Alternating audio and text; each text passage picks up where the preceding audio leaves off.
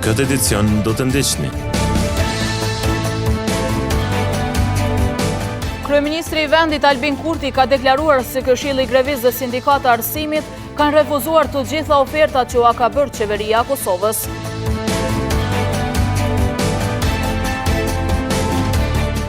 Greva vazhdon edhe në institucionin parashkollor Ganimetit Turbeshi. Për kundër kërkesave të shumta të prindërve, edukatorët nuk ndërprejnë grevën.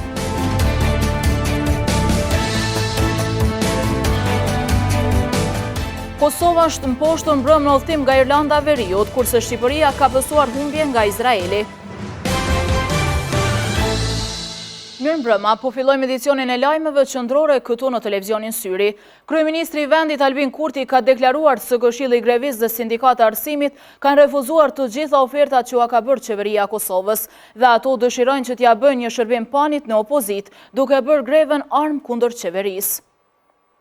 Për Këshillin Grevist dhe për Sindikatën e Arsimit. Kryeministri i vendit Albin Kurti ka deklaruar se Këshilli i Grevisë dhe Sindikata Arsimit kanë refuzuar të gjitha ofertat që ka bërë qeveria e Kosovës dhe ato dëshirojnë që t'ja bëjnë një shërbim panit në opozit, duke bërë greven armë kundër qeverisë. Kurti ka kërkuar nga mosimdhënësit të fillojë sa më shpejt procesi mosimor.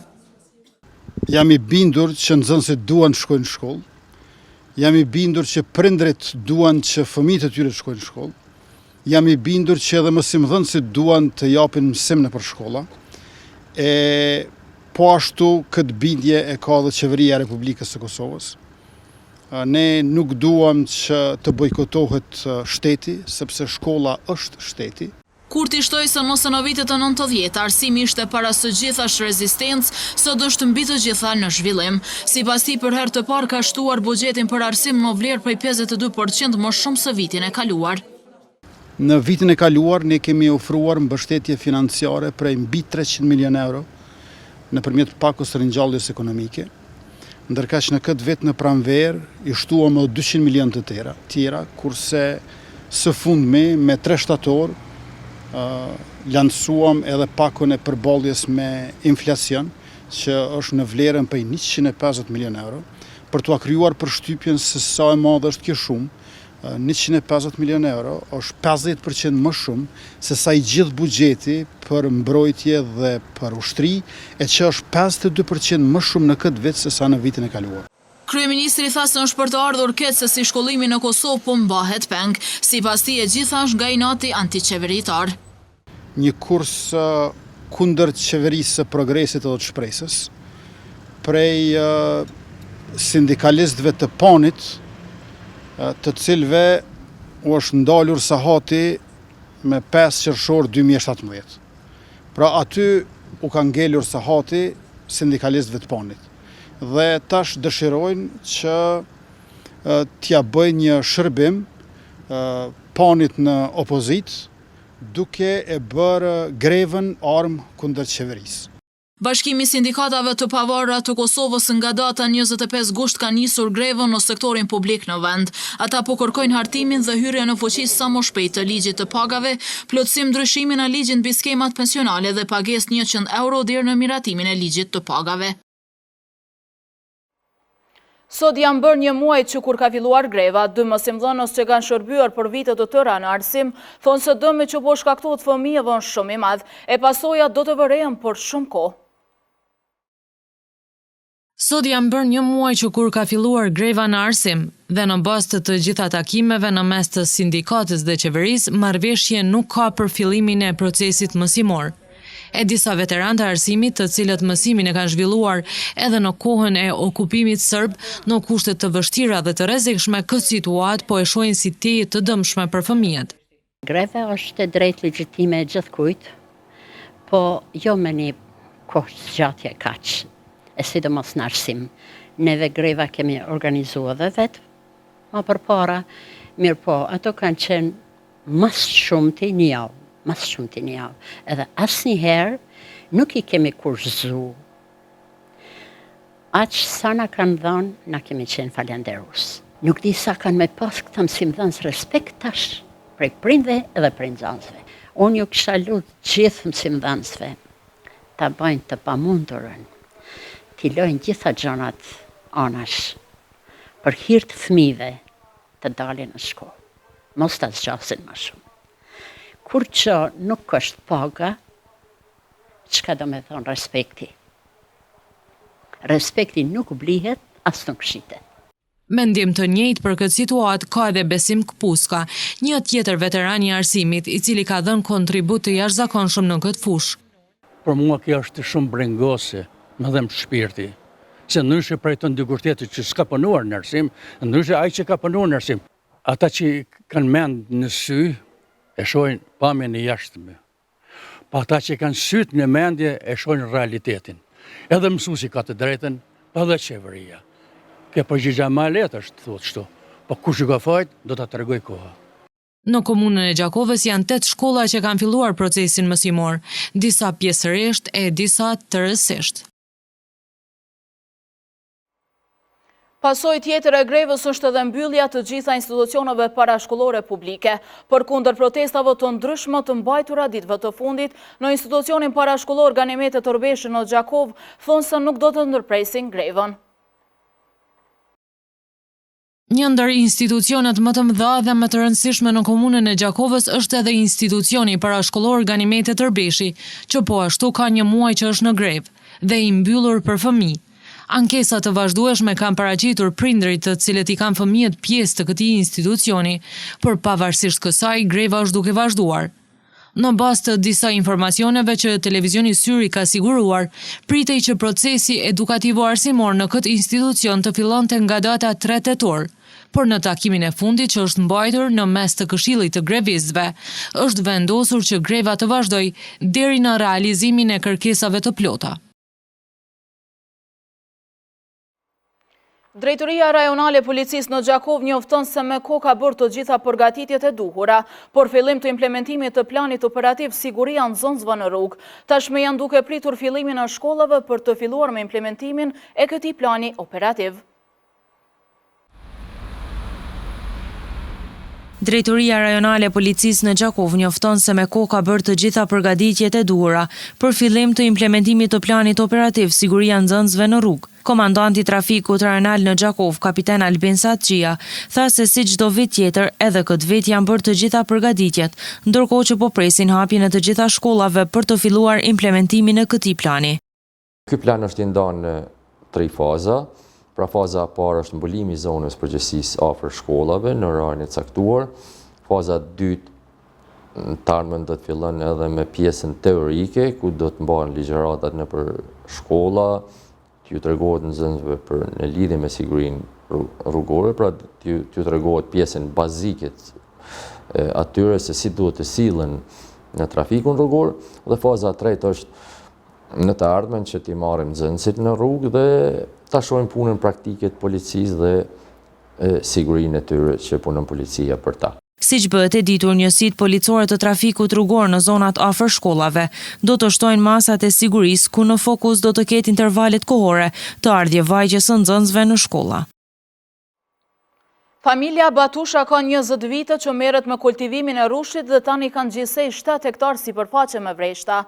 Të njëjtit thonë që përkraja institucionale mungon dhe pse jemi prodhuesit e vetëm në Gjakovë. Ka rreth 20 vite që familja Batusha merret me kultivimin e rrushit dhe tani kanë gjithsej 7 hektar sipërfaqe me vreshta. Butrin Batusha tregon se si çdo fillim, edhe fillimi i kësaj veprimtarie ka qenë i vështirë për këtë familje, por që sot qëndrojnë mirë dhe këtë punë bëjnë me shumë përkushtim. Për momentin e kemi rreth 7 hektar vreshta, rreth 3 hektar e gjysmë i kemi me rrusht të rrjedhës, cilën e plasojmë në tregun e Gjakovës, ndërsa pjesën tjetër e kemi rrusht të verës, cilën e bëjmë vena dhe rakit, cilën e shesim nëpër tërë Kosovën. Si kanë qenë kushtet atmosferike këtë vit? Këtë vit kushtet atmosferike kanë qenë të mira në fillimin e vitit, ndërsa në fazën e dytë kemi pas pak më shumë sfida për ta mbajtur rrushën të pasur nga smundjet dhe insektet. Përkraja institucionale mungon, edhe pse jemi prodhuesit e vetëm në Gjakovë, thot Batusha. Mu përkra pjesa e vreshtarisë, sidomos në Gjakovë, dijemi që jemi si prodhuesi vetëm i rrushit, edhe pse jo ta zhvillojmë edhe kodrën e Qabratit si një pikë turistike për prodhimin e rrushit edhe të verës. Çka ju mungon konkretisht këtu? Për çka keni nevojë? Besoj që pikëspori të nisë për pjesës infrastrukturës, domethënë rruga është një rrugë që na ka lehtësuar komunikimin edhe qasjen nga pjesa e qytetit deri këtu.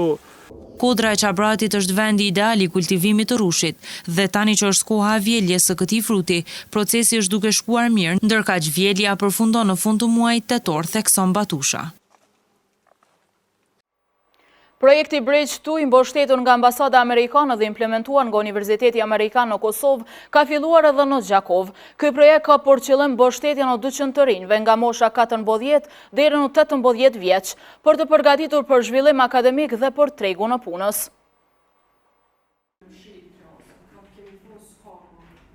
Projekti Bridge 2 i mbështetur nga Ambasada Amerikane dhe implementuar nga Universiteti Amerikan në Kosovë ka filluar edhe në Gjakov. Ky projekt ka për qëllim mbështetjen e 200 të rinjve nga mosha 14 deri në 18 vjeç për të përgatitur për zhvillim akademik dhe për tregun e punës. Valza Kika Saliu, trajner dhe koordinator i këtij projekti, thotë se është e nevojshme për gjithë përshtatësit të përgatiten për sfera të ndryshme. Qëllimi kryesor i projektit është që përmes stimulimit dhe përdorimit aftësimit në gjuhën angleze të bëjmë bashkë komunitetet që jetojnë, komunitetet të rinjve që jetojnë në regionin e Gjakovës. Do të thotë përmes klasave të përbashkëta, neve synojmë të bëjmë implementimin e mbi 300 orëve trajnim në fusha të ndryshme që do japim falas.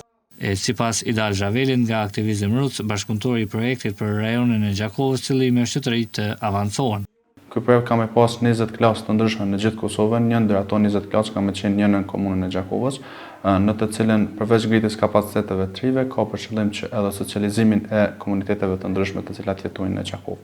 Përveç orëve në anglisht, do të ketë edhe në robotik, IT, matematik e shumë lëndë të tjera që ju duan të rime për tregun e punës dhe për avancim akademik. Ministria e Industrisë, Ndërmarrësisë dhe Tregtisë ka publikuar çmimorën e re të karburanteve, e cila do të jetë valide për 24 orë, sipas së cilës çmimi maksimal i naftës është 1.60 euro, ndërsa benzina është 1.34 euro, ndërsa çmimi maksimal i lejuar i produktit të gazit është 0.75 euro.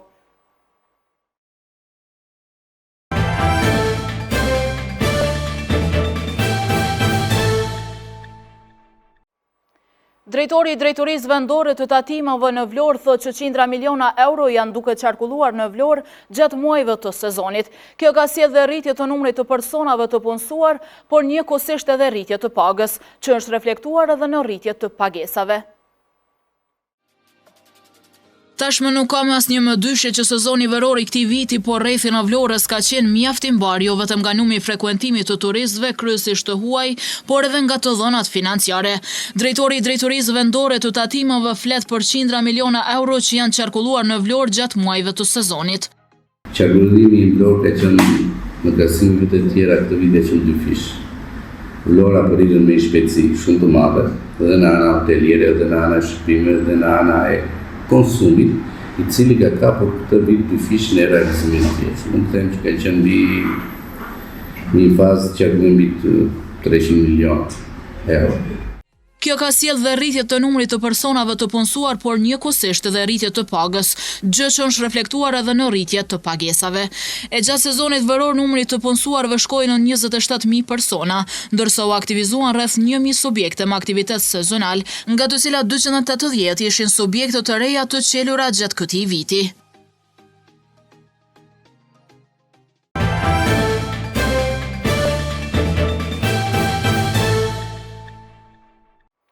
Përplasja uraganit Fiona në brigjet e Kanadas ka sjellë dëme të mëdha. Deri në këto momente nuk raportohet për viktima, ndërkohë që autoritetet e konsiderojnë Fionën si një ndër stuhit më të fuqishme që ka njohur ndonjëherë vendi. Ashtu siç ishte parashikuar, dëme të mëdha ka sjellë përplasja uraganit Fiona në brigjet e Kanadas. Pas një jave shkatrim në Karaibe, uragani i fuqishëm përfshiu pjesën lindore të Kanadas, duke zhytur në ujë qindra shtëpi në zonën bregdetare dhe duke lënë pa energji elektrike më mira të tjera. Deri në këto momente nuk raportohet për viktima, ndërkohë që autoritetet e konsiderojnë Fionën si një ndër stuhit më të fuqishme që ka njohur vendi ndonjëherë. Sipas qendrës kombëtare të uraganeve, fatmirësisht uragani ka humbur fuqinë ndërkoqim pasi kaloi Nova Scotia dhe mund të konsiderohet si një stuhi, ndonse shirat rëmbyrë nuk kanë dalur akoma. Ndërka që uraganet në Kanada janë tepër të rrallë për shkak se kur stuhin borinë në ujërat të ftohta e humbin burimin kryesor të energjisë, por ciklonet posttropikale mund të kenë ende era të forta ndonse kanë humbur formën që i karakterizon.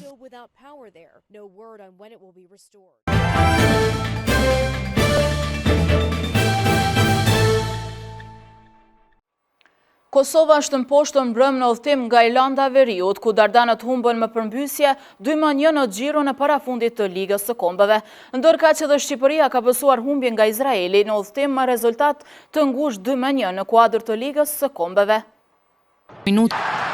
Krejt në minutat shtesë, vendasit shënuan për fitoren e parë. Në këtë humbje, Kosova mbetet e dyta me 6 pikë. Në anën tjetër, Irlanda e Veriut tani ka 5 pikë në vendin e tretë.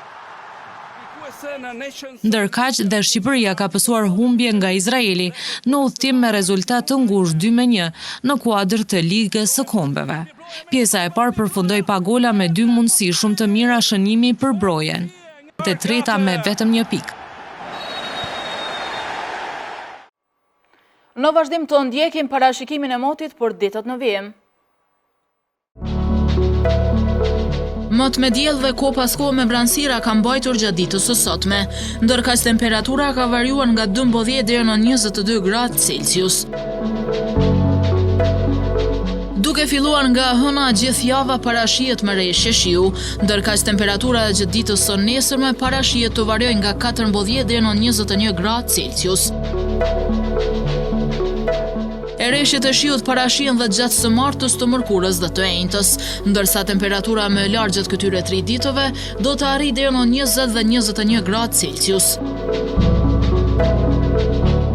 12 deri në 23 gradë Celsius parashihet të variojë temperatura gjatë së premtës dhe të shtunës.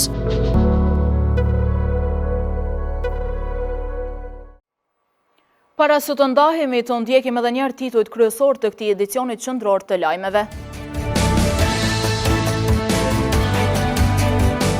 Kryeministri i vendit Albin Kurti ka deklaruar se Këshilli i Grevisë dhe Sindikata e Arsimit kanë refuzuar të gjitha ofertat që ka bërë qeveria e Kosovës.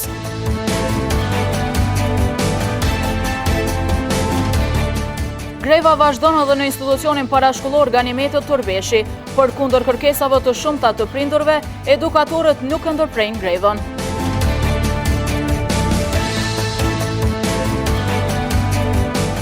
Kosova është në poshtë mbrëm në udhëtim nga Irlanda e Veriut, kurse Shqipëria ka pësuar humbje nga Izraeli. Këtu merr fund ky edicion, ndërkohë ju vazhdoni të na ndisni në televizionin Syri dhe rrjetet tona sociale. Natën e mirë.